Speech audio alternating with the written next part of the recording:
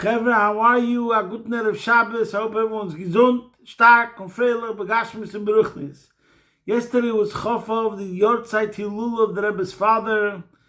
May his chus be a gute better for ganz Klal Yisrael. Every single Jew should be helped in every single way in any area of his life which needs an upgrade and improvement. About Chofov, one of the things that the Rebbe says is that it's Arboim Yoim Koidim Yitziras Avlad. We say that 40 days before the child is born, that's when the child is formed, the beginning of the forming, whether it's a female or a male. So the Tzilas Havlad, the Rebbe says, also goes on Rosh Hashanah, when the first man was born. Arboim Yoim, before Aleph Tishrei, when Adam Rishon was born, is Chofov. So that means we have to start preparing ourselves for the new year from Chofov. So before we start, first we'll give charity. Tzedakah says the war started. Tzedakah Mekareves says Agula Mashiach should come now. Then we'll say a pasuk from Tehillim, which is going to be about the theme we're going to talk about. And that pasuk is, there's many psukim that are similar.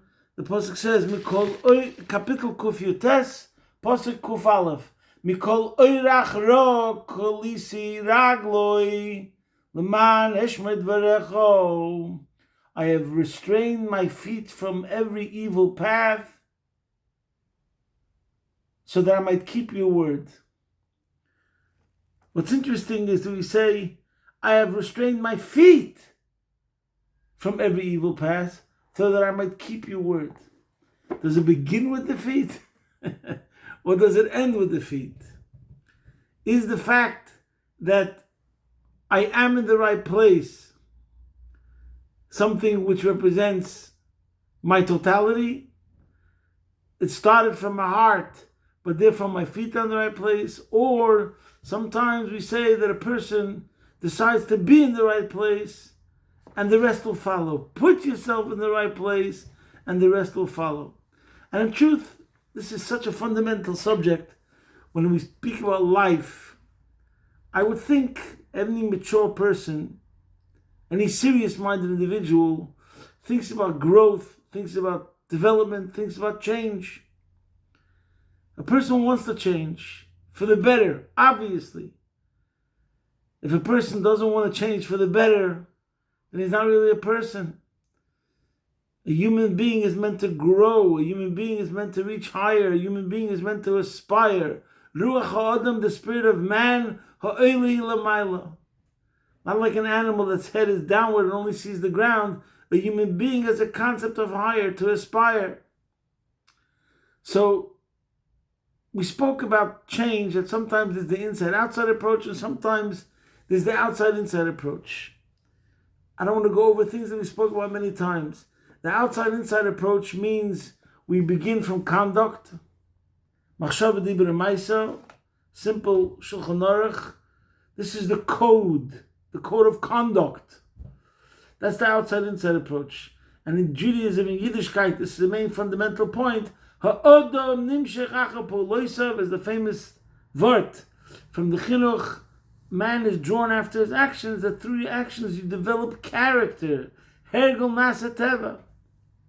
But then there's what Chassidus emphasized and came along to emphasize also, which is called Avodah Pnimis, inner character development, working on your mind, meditation, understanding, working on your heart, your emotions, your feelings, your identity, your personality, who you really are. So it's not something that's only happening on the outside, externally and superficially, but it's really you. So there's an advantage, like I said, sometimes we have the inside-outside approach and sometimes we have the outside-inside approach, and both are effective, and we're meant to have both going on. So what we're going to talk about today is a subject that I find actually very, very fascinating when it speaks about a change, and a person wants to make a change, or we can call it regret. There's two ways to look at the situation when a person has a regret. Is it sincere? How many times does a person say, sorry, I apologize? and then they do the same thing again. So again, we can go deeper and deeper into this. Could you say that when they had regret, it was a regret, but then later on they were weak, and the power and the earnestness and the seriousness of the regret weakened? Or did it mean that it wasn't really a serious regret to start with? If it was a really powerful conviction at the beginning, then it would continue later. Mitchilosoi, at the beginning, at the outset, it was weak. So I'm not sure I have the answers to those questions. But we'll speak about that subject today, because if we're talking about change, and we say, so I think we have to speak more in a tone of empowerment, like open up the doors, welcome change, and therefore speak about it, that it doesn't necessarily have to seem like it's a mountain that you have to climb. So what I'm going to say now comes from a Sikh of the Rebbe in Chelik Lamed Dalet Parshas Eikev, where the Rebbe asks a klotz kasha. Again, I'm stripping it down to the bare minimum. If you want to look for the back and forth, the whole pilpul, see there. This week's Parsha talks about the Eibishter in Parshas Eikev, and it says that the Eibishter is one who lo yis upon him, he doesn't show favoritism, v'lo yikach sheichad, and he doesn't take a bribe. So the question is, and this is a klotz kasha, that actually we do find that the Eibishter takes a bribe. There's a Medrash Tillim, just one example, where on the Pasuk in Kapitel Yud Zayin, Pasuk Beis, it says that Milfanecha Mishpati Yetzei, Davar HaMelech asked Hashem, let my verdict come forth from before you. I want you, Hashem himself, to be the judge. Milfanecha Mishpati Yetzei, Einecha Terzena Meisharim. Let your eyes behold uprightness. So there's a Medrash Tillim over here that goes like this. First I'm going to read it to you from the Medrash Tillim, the words, then I'll read you from an English translation. And the Medrash says that, the Medrash Tillim on this pasuk says that after David HaMelech asked to be judged by Hashem himself, the Eibishter says, M'fanecha mishpati yetzei. You want me to be the judge? Al chinam asisi Sanhedrin? For nothing I made a Sanhedrin? I have a court case, I have judges, I made judges. There's a system. You can't bypass the system and just ask that I should be the judge. Lech lod lefneim, go be judged before them. So David HaMelech says, but you gave them a commandment for sheichel letikach, they're not allowed to take bribery. Avalata, but you, ata noitel sheichel, you do take bribery. Min harashayim b'olam hazeh, from the wicked in this world. And the bribery is tshuva ma'asim tevim. Tshuva and ma'asim tevim, which over here means ma'asim tevim that comes permeated and saturated with the spirit of tshuva. Hashem takes his bribery.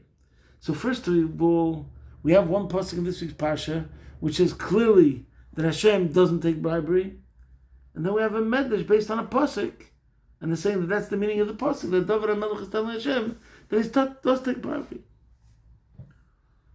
So first let's understand, what does it mean obviously that the Eibishter doesn't take bribery? So the Rambam says a very simple word, that, and this is important to know, this is the words of the Rambam.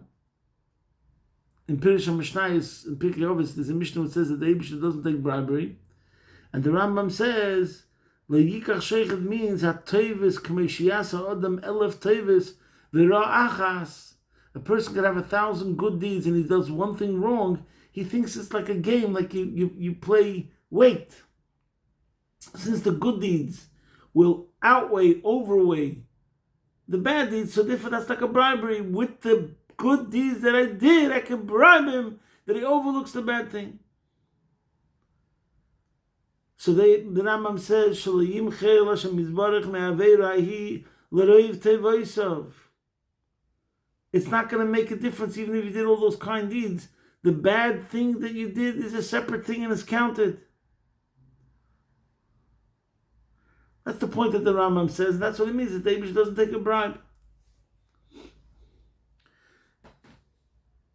I just brought it down to understand what does it mean that the Eibush taking a bribe. You can't play a game, a trick. I'll give you a big donation, and therefore you'll overlook the other things that I did wrong. So the Rebbe answers a very simple answer and a meridik answer. This is the crux of the Rebbe's answer, which goes together with another question we have to have. If you say bribe, that's why it's also problematic to say that the Eibusha takes a bribe, because the word itself, when we say bribe, means it's a bit dodgy. It's not straight. That's why we're calling it a bribe. So how does that work? We're saying David HaMelech says the Eibusha could be bribed through tshuva. So if it's let's say 100% straight, so what does it mean it's a bribe? What does it mean that it's a bribe? So the Rebbe explains like this. First I'll say the kernel of the idea, and then we'll elaborate a bit more. There's a difference between saying there's good deeds and there's bad deeds. There's a person, and the person's coming forth, and let's say he wants to make change, but a slight change, and he thinks that if he does this or that, he can maneuver around a bit, use some scheming or scamming or machinations, he'll be able to get away with certain things. No. There's a judgment on every single thing you did. What you did right, you get rewarded for. What you did wrong, there's consequences. That's what it means that the Eibusha doesn't take a bribe. But then there's tshuva. Tshuva means you're not the same person. Tshuva means there was a shift at the core. So it's not a bribe. Al pi nigla, in other words, we're calling it a bribe. The Eibusha accepts that. But I'm saying is that he accepts. Why? Because the Rambam says also in Hilchos Tshuva that what does it mean a person has to do tshuva? That when a person does tshuva, it's like he's a different person. That person who sinned doesn't exist anymore. He's gone. And then the Rambam brings the Lashon, I'll try to find it, I had it before. The Rambam writes down that what the definition of tshuva means, that the person who stands before you right now is not the same person. So that's a simple difference. When it comes to when we say the Eibush doesn't take a bribe, that means that the person's changing, but it's not a change of kind, like it's a change of degree. When it's a change of degree, we have the same person, and therefore we can't say that this overrides that or that overrides that. But if we say that we're dealing with a different person, it's a different person. That person before who did the thing wrong doesn't exist anymore. Now, why is it called a bribe? Because outwardly, and this is the point, this is what I want to discuss here today, and I'm fascinated by this subject. Outwardly, it might seem like it's a very, very small thing. It's just a minute. Like sometimes you say, tshuva is b'shayt echad u'b'rig echad. And the Rebbe gets into the Sikha that when we speak about tshuva, like many levels in serving Hashem, Avas Hashem, Yiras Hashem, there's many, many different levels. So in tshuva, there's many, many different levels. There's tshuva mi-yira, there's tshuva mi-ava, there's tshuva mi-ava rabba. There's the highest level of tshuva is doinus nas lekazachis. There's tshuva which you say you're healed, but you still have a scar. There's tshuva where it's as if you did nothing wrong. There's tshuva where it's now even better than you ever before, let's say. But then there's the nekuda, that even though outwardly, and this is what it means that Hashem accepts bribe, even if outwardly it seems like this is minor, like what you're stopping to do the wrong thing, similar to what the Alter Rebbe says, Azivas ached bilvad, Put yourself in the right place. Habola time miyachabo. But really, it's like a hazaza atzmis. It's an essential shift. It's an essential movement. And this is the meaning and the chiddush when we say that Hashem accepts tshuva. So it's a phenomenal message to get right now, our boyim yoim, koydim yitziris havlat, 40 days before Rosh Hashanah. And this is the message that we have to hear. And this is what Chassidus brings out and emphasizes many times. And I heard from Rabbi Yoel 2 explanations about this. One example he gave, these are examples of something that outwardly seems very slight, very small, very minor, very weak, but in essence, it comes from the most powerful source. This applies in many different areas in Chassidus and many different concepts. Mikoyach elyon hubo. Its manifestation might be small, but its source, it really reflects and is a manifestation of something so intense and powerful that permeates even such a situation. So one example he gave, which I only heard from him, which I like very much, is imagine a person who's lost at sea and he's in a sea and he fell off a ship or something, or a ship broke. He's been treading water for hours and hours and hours. Now it's a couple hours later. He's as weak as you can imagine. So weak that he can't even talk. That's how weak he is. Even more so to scream, Abba, Abba, Atzileni, Eibishter. He can't scream, he can't talk. If you saw him right now, it seems like even his hands are most of the time under the water. You don't see anything. He's going down. Now imagine this person who's going down. His head is already submerged. And then he picks up one finger that's sticking out of the water. Externally speaking, when you look at it, it seems like it's something that's weak, lame. But the truth is, Rabbi Yoel was saying that this expression of that finger comes from his essence, his core strength, from the deepest, powerful part of human achievement and human ability. That's the part of him that says, I'm not giving up. I'm still fighting. I ain't going down. I ain't going under. But all the strength that he has left in the physical sense, not in a spiritual sense, in a psychological sense, but physically, is that finger sticks out of the water.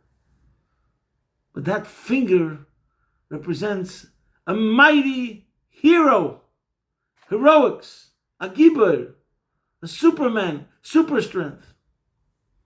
And the same thing that Bill said about, he was chazing a thing from the Rebbe. The Rebbe once said by Fabrengen that we have something called stellen sich davenen. I'm a stellt sich davenen. That's usually when you, some places it says when you put the gartel on. So the Rebbe once said, we have in davening, it says Sulam Mutzavatza V'Reish Megia Shemaima. There are different steps. So there's from Baruch Shamar till Baruch Hu is Psukkah de Zimra. That's Elam HaYitzirah. Then comes Birchas Krishmas Bria. Then comes Shema Shmereses Atzilas. So the Richok HaErech, the leap from Baruch Shamar to Shemini Esrei is not as great, is not as powerful. The move. A decisive move, a shift. The move that's from Baruch Shomar, Hoidu, to Shemini Esrei is not as great as the move from Stellen sich davenen. Let's say some Stellen sich davenen. What's greater? When you go from 0 to 1, it's greater than going from 1 to 100. A mishtelzich davening means let's get serious. I'm here. I'm present. 5 minutes ago, I was reading the New York Times or whatever it was. I was in Welt. I was involved in Shtusser. I was involved in the mundane reality, having thoughts about business or different worries about paying a mortgage or whatever it is. 2 minutes later, when I decided, it's the Geis Stellen Davening, and let's say I put on my gartel, that move of a Smishtelzich Davening, I'm going to daven, represents the way I'm ripping myself away, uprooting my totality, and saying, here I am. Like what Rashi says on the words, Hineni. Hineni means I'm ready and prepared, but not my eyeballs are prepared, not my nose is prepared, not my mouth, not my legs, not my arm, my totality. My entire being is Hineni. Now, someone's going to look at somebody and say, especially when you learn about what happened during davening, where's he really holding now? Nowhere. He didn't start the journey. The plane, you could argue, the plane didn't start flying yet. You just put on the seatbelt, in a way. That's one way to look at it. But the other way to look at it is, no. In a certain sense, this is the greatest move. By the way, the Rebbe in the Sikh over there says something which I don't remember from any other places, which is a beautiful word. He says that when a person becomes a Baal Tshuva, what we're talking about over here, the Shoicha that the Eibishter accepts, it's similar to, like we say, Geir, Shenis Gair, Kikotten, Shanel Dami. What happens when a person's born? Listen to this. The first second of conception, everything happens. As we mentioned before, the Rebbe also brings it down. We don't even know if it's male or female according to Torah. So imagine the first moment of conception, when this person was conceived, and we're coming along and saying, that's it. That's the whole story. The rest is just development. Tisha Chadoshim bebet Naim. The rest of the pregnancy is just an extension, an expansion, as the fetus is growing and growing. But what's the main thing? Where did it all happen? When does it all start? And what does it really mean? The greatest accomplishment from the second of conception. That's what the Rebbe says in the Sikh over there. And therefore the Rebbe says, so the way the Eibishter looks at it, the way the Eibishter knows, and we're talking about the positive. So when this person comes along, whoever it is, and he says, Hineni, I'm ready, I want to change. So that in itself, when you say you want to change, the Eibishter is accepting it. And now, it's all good. Now, details. Does that mean that everything you did in the past is now fixed over? Not necessarily. That's a whole different discussion. That's talking about the Tikkun Tshuva. And there might be things that are connected to Benadam Chaveri that you have to still take care of. But that doesn't take away at all from this discussion that we're saying right now, that what does it mean that you are now a Baal Tshuva? What does it mean now that you are a changed person? That's the subject matter of today. We're talking about a change. And the message you have to know, which you have to hear again and again, because I deal with students, and I'm talking from my own life. Most people have an issue. They think to themselves, they're never going to be 100% the way they're meant to be. I know this for myself. I remember when I thought that way. When I was 17, 18, 19, 20. I'm never going to be the way I'm meant to be, so why start? There's no hope. And a lot of people have the same thought. And the answer which is usually given is, take it day by day. Take it day by day. There's many other answers that you cannot imagine what you're accomplishing with one good deed, yichud zel, ma'ilo, nitzchi, le'ilam, voed. You have no idea what you're accomplishing with one deed. That's what Alter Rebbe writes in one place, that the Eibush is enjoying the one mitzvah you did forever, for all of eternity. And the Alter Rebbe also says in Perich of Zayin about B'chol D'chiyah D'chiyah, every time you control yourself, you exercise self-discipline, U'b'chol D'chiyah D'chiyah, you cause the Eibush such a pleasure, and you enhance His glory throughout all the worlds. But I'm not talking about that. I'm talking now on a simple discussion about change and growth and development. And people think to themselves, I'm never going to be good at this, so to speak. Let's call it general. I'm never going to be good at this, so forget it. I'm throwing in the towel. Forget it. So what they have to remember is that's the Eibush accepts sheichet. The Eibush accepts bribery. The Eibush wasn't looking at the details and the specifics. That all follows. What the Eibush wants from you is a proclamation, a pledging of allegiance. Just say Hineni, I mean it. To what degree exactly do you have to mean it? I can't tell you. There has to be something there, some seriousness. But it's not as difficult as you think. That's why they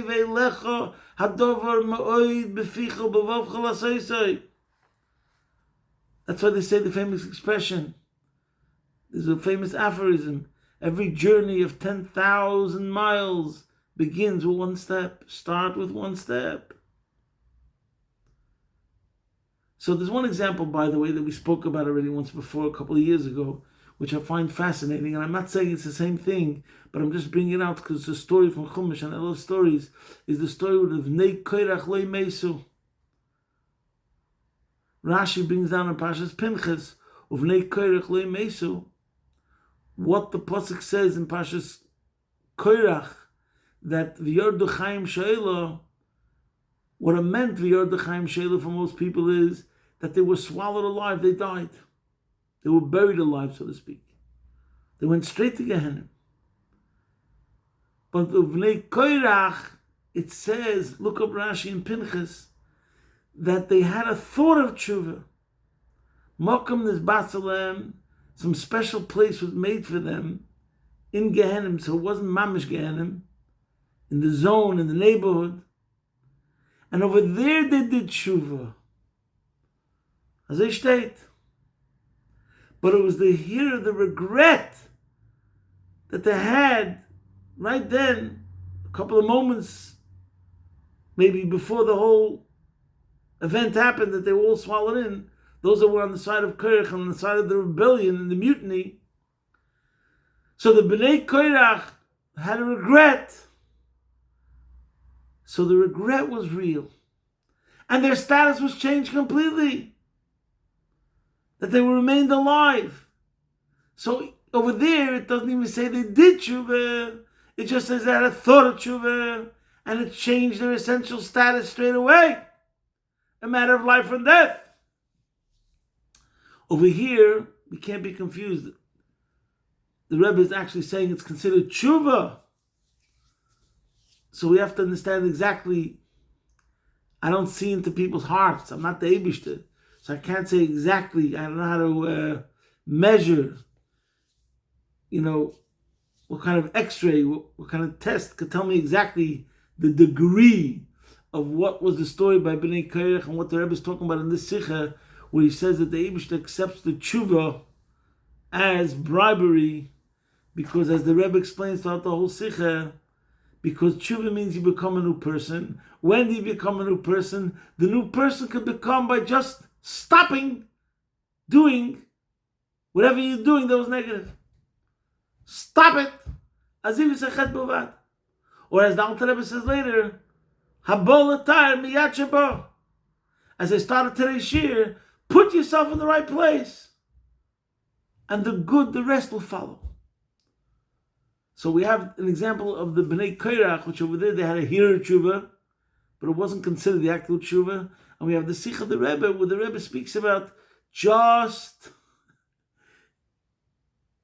saying and doing stopping to do the wrong thing and telling Hashem, Hineni, that's it. That makes your slate clean to a certain extent in this regard, and the Eibishter accepts it.